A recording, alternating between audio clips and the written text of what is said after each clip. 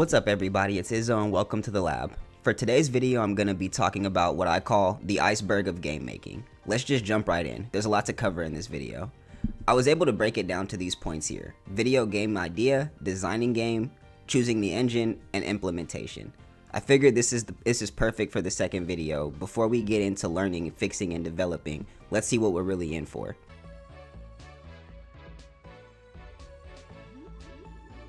So first on the list is the video game idea. This comes straight from the imagination. In my opinion, this is the first step to creating a game and being on a good track with it. My suggestion, take this step very seriously. If it's thought of, it can be created. Well, kind of. Technology does have certain limits, but I do see wizards out there that push tech to its limits. Respect to you guys for real. Anyways, got a little bit off track, but let's get to it. A game idea will basically translate to the game's logic, the game world's look and feel, and the laws that govern the world. Sorry. When I say laws, I basically mean what can and can't be done in a game. For example, there's no guns in Pokemon. Vice versa, there's no Pokemon or animal capturing in Call of Duty.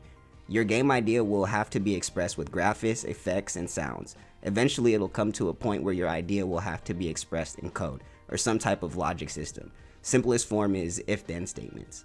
I started here because it's not just I consider it a first step, but it's also one of the reasons I call this a lab, not a studio. The first couple of steps I consider experimentation.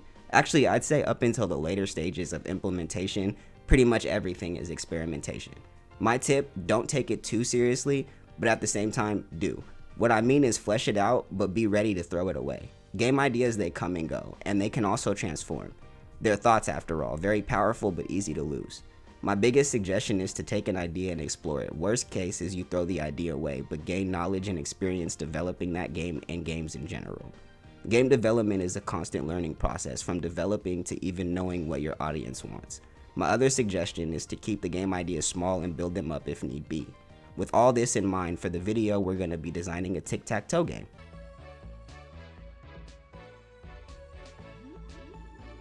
Next is the initial design of the game, what we'll just call designing the game. In this phase, it's about drawing up concepts that are hopefully transferable to your game and really deep diving into your imagination to see what the game should look and feel like.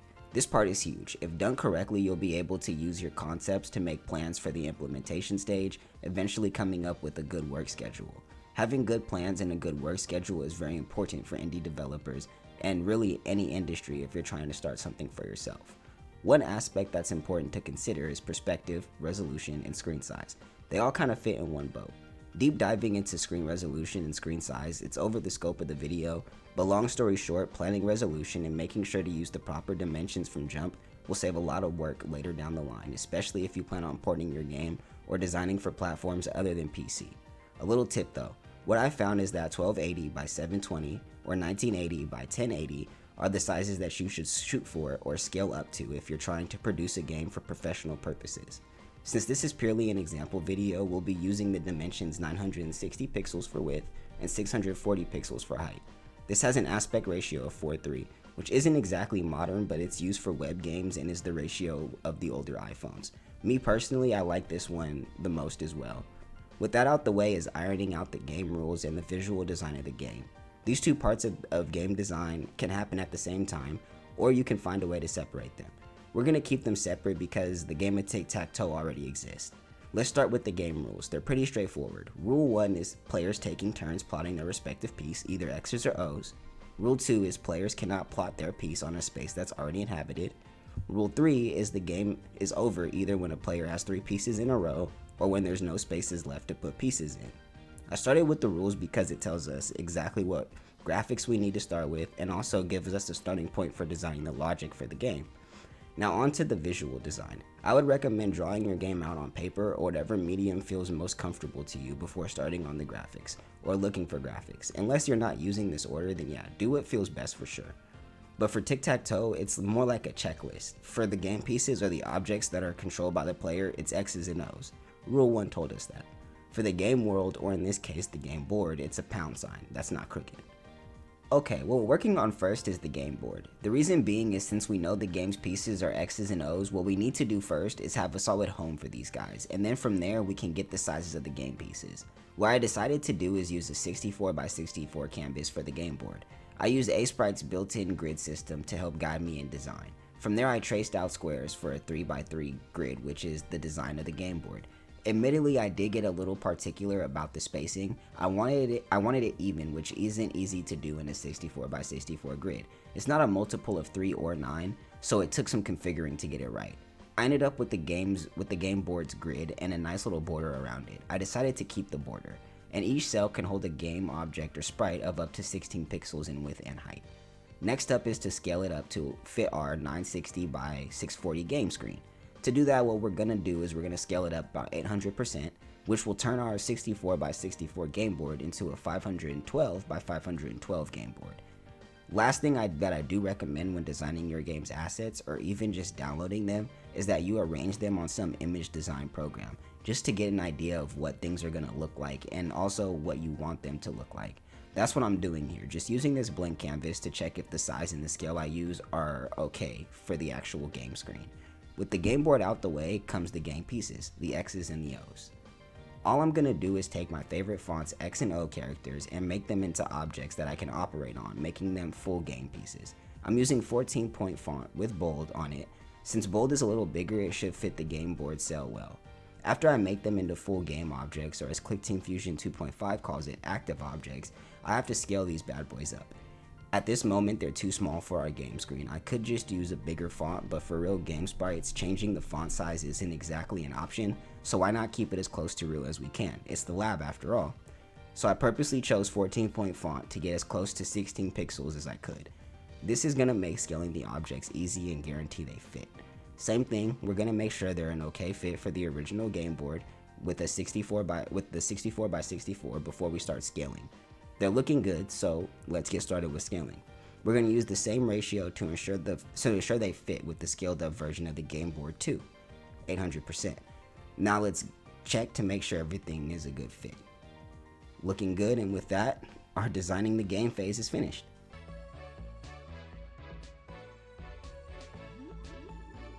Okay, so next on the journey is choosing an engine to develop the game with. There's two ways that I know to make a game, either using an engine or a coding language and essentially throwing together your own engine. Just to give a little background, engines, according to Wikipedia, is a software framework primarily designed for the development of video games and generally includes relevant libraries and support programs. So basically what a game engine does is it helps streamline game development by connecting all the different forms of media involved in the game for us. So basically we're not recreating the wheel over and over again. We would have to add in a graphics pipeline, sounds, all types of things that basically these engines come equipped with. Last time I checked, I heard that there's two mainstream engines out there, Unreal and Unity. Both of them allow for 2D and 3D game design with their own quirks, advantages, and facilities. I'm not gonna get into the debate of which one is better because personally I haven't used them like that, but I'll link them down below for you guys to check out for yourselves if you're interested. For Tic-Tac-Toe though, we're going to be using the good old no code required ClickTeam Fusion 2.5. The main reason we're using it is because we're going to go over game making and development as a whole, not so much coding or learning and using new knowledge. With choosing the engine out the way, let's get to it.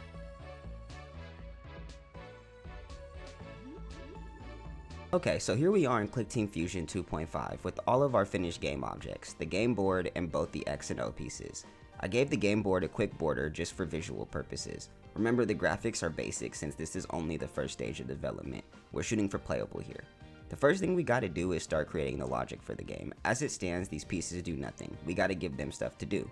Referring back to the game rules, rule 1 is players taking turns plotting their respective piece, either X's or O's.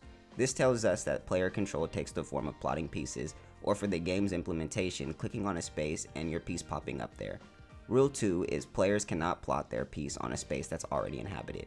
This tells us that there needs to be some form of checking for empty space when players click on a slot to avoid multiple pieces in one spot. Rule 3 tells us how to end the game. We'll need some sort of checking system to see if there's 3 pieces in a row or if the game border is filled. The last part of this is some sort of communication with users about what's going on in the game. Things like you cannot plot your piece here, or player 1 wins, or game board is filled if it's a tie. Let's get started with the first part, which is plotting our pieces. There's 2 ways to handle this, either using math with coordinates and events that check for mouse clicks, or using game objects that I call colliders that wait for the mouse to click on them. We're going to use the latter just because I'm more comfortable with it, and with the colliders it gives us a way to get and relay information of the game board easily. With all of the plans laid out, let's get started. What's going on right now is I'm creating active objects and turning them into colliders, which are just solid color squares that exist to grab input or to hold data for our game and its calculations. Next is to resize the collider to fit the slot and copying the object around the game board. We'll need one for each slot. These pieces are actually going to be spawned in at the start of the application. The reason why is because it allows us for more control over tagging them with an ID. If we were to assign them IDs now, they would all have the same ID since it's a copy of an object. But using coding, we can actually give them unique IDs when spawning each instance in. Now comes spawning in the colliders and giving them their functionality. The way spawning works is I use a loop to easily spawn in all colliders. Loops start at 0 instead of 1, which is why when I check the loop index, which is a counter that tracks the iteration that the loop is on, I start at 0. I grab each iteration and spawn them in their position and give them an ID of 1 through 9. One for each slot. This is how we're going to track the game board when it comes to calculating if someone wins or not. I actually had some trouble on the test run of spawning just because I clicked the visible as start property instead of the create as start property. The visible as start property makes it so you can't see the object, while the create as start property makes it so the object isn't there when you start the screen. I always test a new mechanic before fully implementing it, just to make sure it runs without bugs before fully fleshing out the code base for it. It's always harder to fix a bug that's in multiple lines of code rather than just fixing it once or twice. After I finish the whole spawning section, I comment my code just so it's easy to understand what's going on. Always comment your code, whether it be on here, which isn't real code with any language, IDE, which is an integrated development environment or engine that you use. What I'm doing now is assigning the colliders their IDs like we talked about earlier. And finally, one last test to see if the colliders all spawned in correctly with their IDs. Everything looks good, so now we're on to the next. So now that we have colliders to grab input, it's time to implement plotting pieces into the game. We're going to start with making some global values. I wouldn't recommend this way of keeping track of data. Globals are more for tracking data across the application as a whole, but since it's a small sample game, that's kind of why I did it. Don't worry too much about current piece right now, it's a value we'll use later. Right now we're just setting it up to ensure player input is grabbed successfully with only one player and one piece.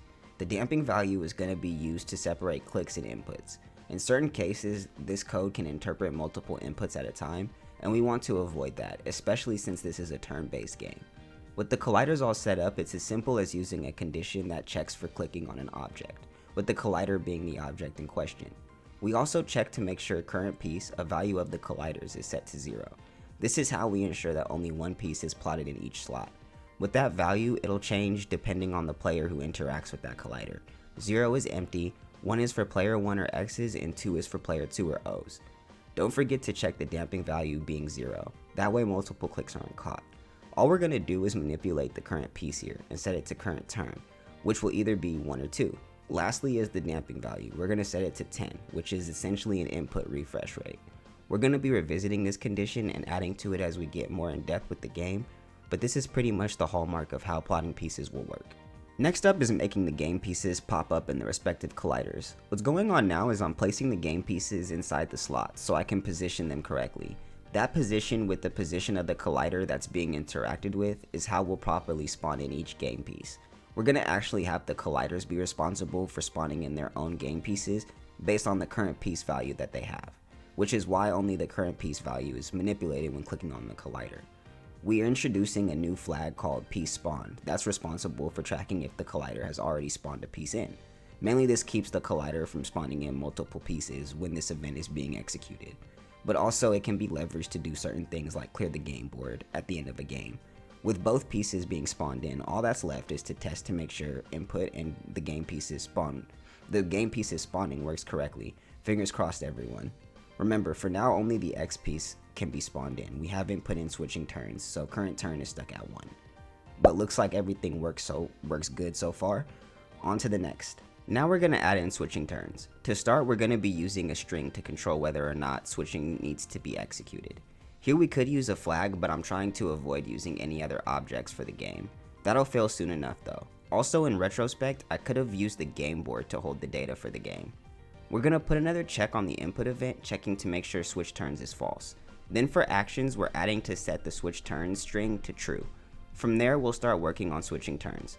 We're checking to see if switch turns is on. If it is, then depending on the current turn value, we'll set it to the opposite, and then set switch turns to false so input can be captured again. Forgetting this would cause input and piece plotting to freeze up. By now we should know what's next. It's the testing.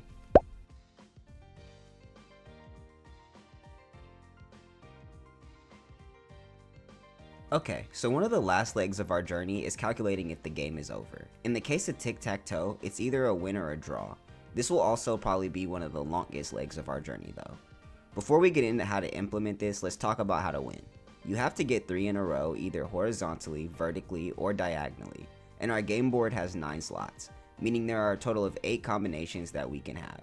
This is why the colliders are tagged with IDs from 1 through 9. We'll use loops to iterate over any given 3 slots and check all their values and return if it's a winning row or not. No lie, calculating this part was definitely challenging for me to come up with. There were some pieces that I had to change around and bugs that were encountered. This is all a part of the journey though. Regardless, I had fun with it. So let's start putting this together. Right off the bat, we're adding a new global value, pre-value checked. This is going to hold the first value checked in our upcoming loop to check for 3 in a row. Then we're going to check that value against the second and third slots in the combo. I started with using a string to control the game end check, but I ended up changing it to a flag. I also added in a new object called Game Manager to handle all the calculations. Like I said earlier, the global values did not turn out to be adequate for what we needed to do. Game Manager contains the flag Game End Check Active. That controls the flow of checking for the game's end, which does include winning and tying. The other values introduced is combo 1 check and checking combo, which are both flags. We'll need a checked value for every winning combo, so to test we're starting with just 1 combo. Checking combo will be used to let our system know that there's already a check going on, preventing it from doing multiple checks at once. The starting point for this is checking if game end check active is on with combo 1 checked and checking combo being off. For the loop name, we're giving it the combo number we're checking. This way we can use different loops to check every combination. When the loop executes, we're basically querying each collider for their current piece value. Basically, we're going to have multiple cases for each iteration of the loop, meaning we got to check the loop index again. For the first slot check, it's if current piece value is 0. There's no way that row can be a winner since the first slot is empty. So we end the check by turning off the checking combo flag and stopping the loop. Finally, we turn on combo 1 check flag, which tells the system that the check is done. If the current piece is different than 0, then we give the previous value check the current piece value, which is what is needed for the other 2 slots in order to have a winning row. For the second iteration of our loop, we have to check the second slot for being the same as the previous value checked. If it is, the loop moves on to the third iteration. If it isn't, once again the loop ends. Checking combo 1 is turned on, and this time we also reset previous value checked. This way it's ready for the next combo to be checked. This iteration actually only needs 1 case. Nothing needs to be changed if the second slot is equal to the first. The third iteration checks the third slot. Once again, if it's not a match, the loop ends. Checking combo flag is turned off, and previous value is reset to 0. For this last case, if the third slot is equal, we're actually going to take our combo 1 string and set it to true, which means that it's a winning row. This will come in handy later on. We also turn on combo 1 checked and turn off the checking combo flag. Next up is ending the check. For now, when it ends, we're going to stop the entire check system. That will change shortly. This is just the best way to test that everything works correctly. Also, we'll have to toggle the game end check flag when a player plots their point. The reason being, we want to check after every turn, ensuring us the most accurate calculations possible. After all that work, it's finally time to test if the combo 1 check works. So for this test, what I'm using is the built-in debugger that allows the tracking of objects, their positions, and their values. We're going to need to see if all the flags and strings are managed properly. Specifically, what we're looking at is if the flags are all turned off after a check is done. There is a problem. All 3 flags are supposed to be turned off, but they're still on. It took a while to figure this out, but what the problem is the values were being refreshed too early. Specifically, the previous value checked needed to be refreshed at the end, and the ending check had to be altered to not contain a check for checking combo, instead just turn it off. That way, no matter where in the loop that the check stopped at, it would come down to the final event to finish it up. I used a couple of values to help, including a test value to check how many iterations had passed, and a string to tell me if the second piece check was a match or not. After testing again, all the flags were turned off after combo 1 check was done, so we're good to move on. Next up, we're looking at converting the ending check to an event that just ends combo 1 and sets up for combo 2 to be checked.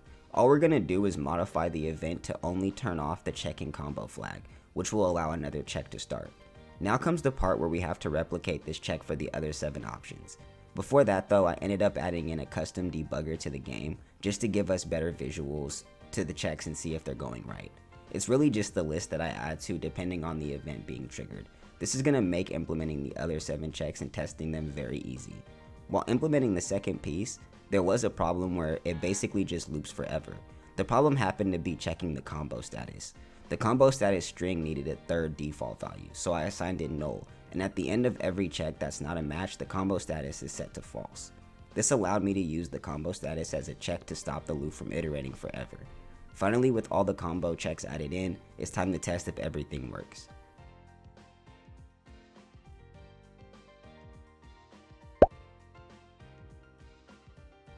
The starting point for checking the tie status is pretty much the same, a string for the tie status and a flag that checks to see if the tie check is active.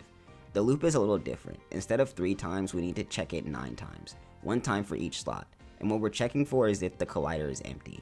Now we're comparing the ID of the collider to the loop index, ensuring that every collider is checked for their individual current piece value. We add the +1 because the loop iterations start at 0, while the IDs start at 1. This ensures that the check is going to work.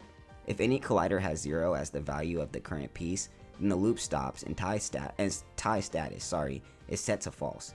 The reason being is if the slot is empty, then there's no way that it could be a tie. If the collider has a different value from 0, then the status is set to true and the loop continues checking the other colliders. That's the essence of the tie check. The final part is ending the check, which happens in a similar way to ending the combo checks. For everything to work right now, I had to increase the loop iteration count to 10, giving me a way to manage the flags after the loop is over, in the case that all the colliders are iterated over. This allowed a way to turn tie checked on, which signals an end to the tie check and allows ending events to take control. Now we're going to test to see if everything works.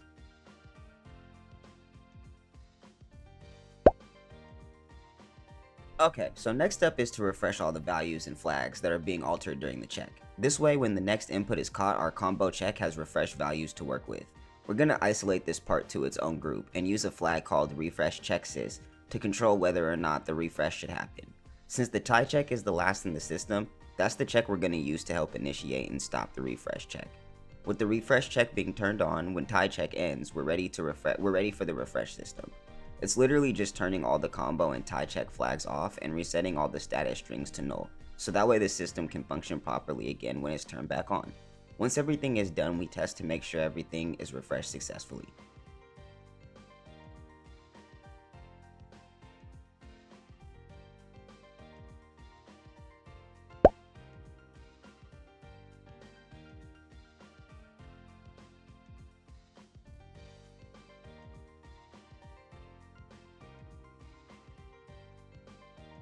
For how to end the game, we're going to be taking advantage of that true value we set for all the combos being met. Right now in practice, when 3 in a row is found, the check stops and no other check is done. Look at this as an escape route out of the loop and out of the game. What we're going to do is use similar events for when a combo check is being done, but instead of checking for false or null, we're checking for true. When this happens, we have the debugger tell us 3 in a row is found and what combo it was found in. Then we turn the entire system off and trigger the refresh check. After implementing the first combo being a success, it's time for a test to make sure that the event happens without a hitch.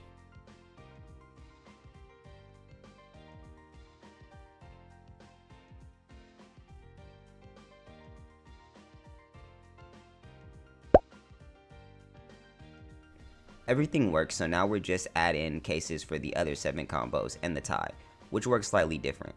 The main difference being that there is no winner announced. After finishing the system, it's time to test if ties are caught. Testing the tie check was interesting. I kept failing to tie with myself.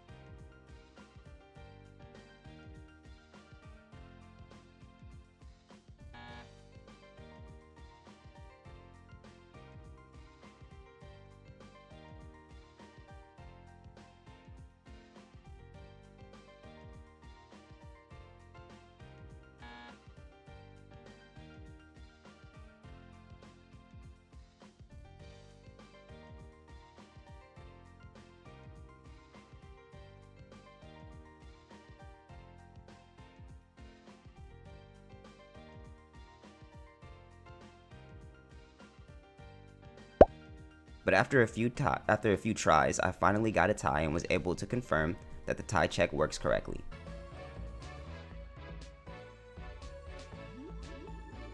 Alright everyone, so we did it. We have a playable tic-tac-toe game. Mind you, in this state, it's still unfinished. There's no way other than the debugger to tell the ending results of the game.